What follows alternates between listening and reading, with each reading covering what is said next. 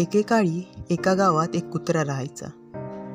तो त्याच्या भावना लपवण्यात खूप माहिर होता. तो एका झाडाला दोरीच्या सहाय्याने बांधून ठेवलेला होता. तो दर दिवशी सकाळी खूप आनंदात राहायचा, हसायचा आणि गावातल्या मुलांसोबत खेळायचा आणि कायम क्यूट दिसायचा.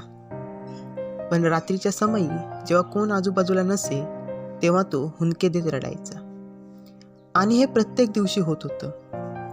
कारण होतं तर ते त्याला बांधलेली दोरी.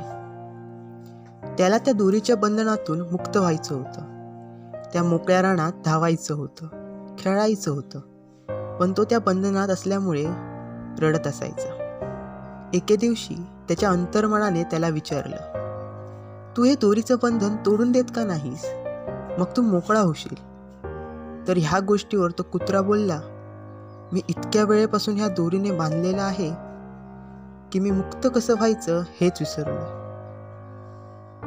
तर तात्पर्य, काही लोक काही विचारांच्या बंधनात अडकलेली असतात. त्यांना त्या बंधनातून मुक्त व्हायचं असतं, पण ते त्या चिअरफुल डॉगसारखे मुक्त व्हायचं विसरलेले असतात. तर आपण त्यांची ती बंधनाची दोरी काढून त्यांना मुक्त करायला हवे. This story is translated version of The Cheerful Dog from one of the most famous K-drama, It's Okay to Be Not Okay.